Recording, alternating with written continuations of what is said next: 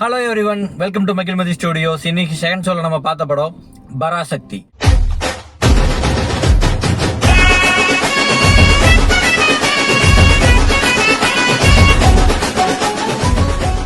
சிவகார்த்திகேயன் நடிச்சு சுதா கங்கராவோட டைரக்ஷன்ல வந்திருக்க படம். நிறைய கான்ட்ரவர்ஷியல் இஷ்யூஸ் எல்லாம் ட்ரெய்லர்ல வந்துருந்துச்சு.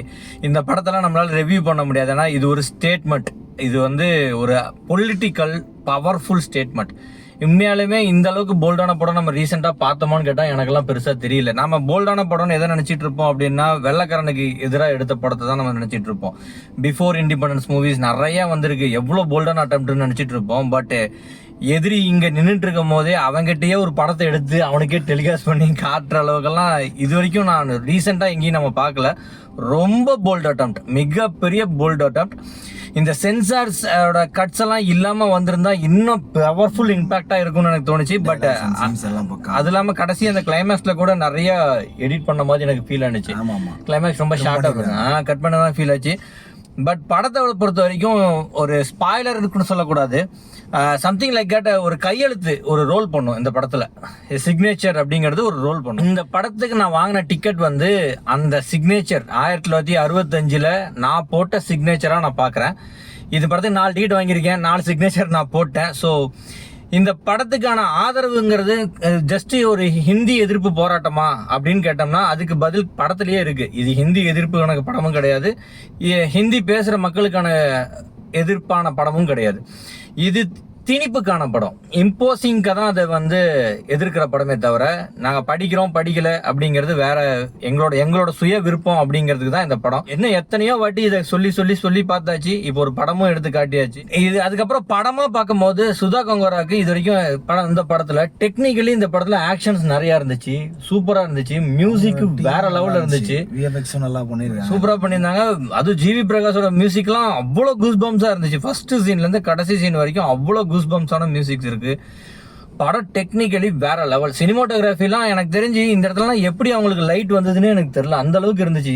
ஆர்ட்லாம் 1960s பார்த்த மாதிரி இருந்துச்சு.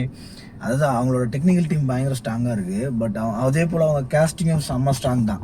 எதுனா ஜெயம் ரவிமோகன் அவரு வேற லெவலு. ஆமா, கிட்டத்தட்ட அந்த கேரக்டரை எப்படா கொல்லுங்கிற மாதிரி ஃபர்ஸ்ட் சீன் நமக்கே வெறி அப்படிங்கிற ரேஞ்சில நல்ல செம ஆக்டிங். சிவகார்த்திகேயன் படத்தை ஃபர்ஸ்ட் சீன்ல இருந்தே தூக்கிட்டு வந்துட்டாரு. Atharva especially special mention. Atharva ரொம்ப கம்மியான ஸ்கிரீன் பிரசன்ஸ் தெரியும், எனக்கு தெரிஞ்சு படம் பார்க்கும் போதே தெரியும். பட் படம் முழுக்கவே மனசுக்குள்ள நிக்கிறாரு. எனக்கு தெரிஞ்சு கிளைமேக்ஸ்லயும் எனக்கு அதர்வா வந்துட்டு போன மாதிரி தான் இருக்கு. அதே போல சுதா கங்கராவோட எல்லா படத்துலயும் அந்த ஃபீமேல் கேரக்டர். அதே போல இந்த படத்துல எதுக்குடா இந்த ஹீரோயின் ஒரு ஃபர்ஸ்ட் ஹாஃப்ல எனக்கு இருந்துச்சு.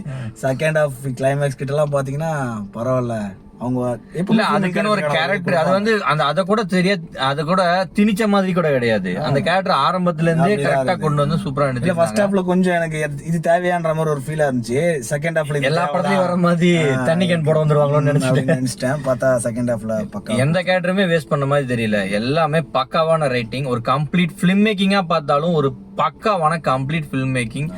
என்டர்டைன்மெண்ட்னு பாத்தீங்கன்னா கூட எனக்கு தெரிஞ்சு ஒரு சீன் கூட போர் அடிக்கல.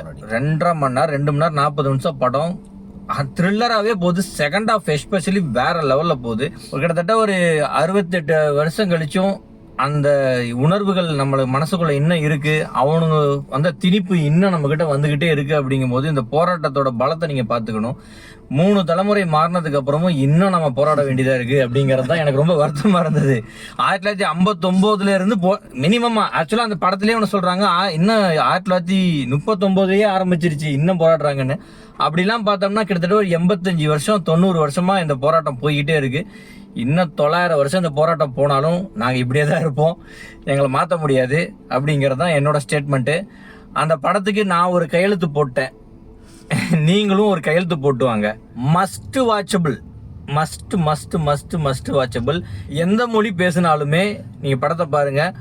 மொழி அப்படிங்கறத தாண்டி உணர்வுகள் சம்பந்தப்பட்டது, சிந்தனை சம்பந்தப்பட்டது இந்த படம். ஒருத்தன் சிந்திக்கிறதுக்கு தேவையான கருவி என்ன, அந்த கருவியை உடைச்சதுக்கு அப்புறம் அந்த இனத்தை எப்படி அழிக்கிறாங்க அப்படிங்கிறது நிறைய இம்பாக்ட் இருக்கு. நான் ஒரு அன்சென்சார்டு வெர்ஷனுக்காக மேபி ஓடிடிக்காக வெயிட் பண்றேன். எதையாவது அதை பார்க்க முடியும்னு நம்புறேன். இதோட நல்ல படம் கிடைச்சதுன்னா நாங்கள் கண்டிப்பாக உங்களை மீட் பண்றோம். Until then by.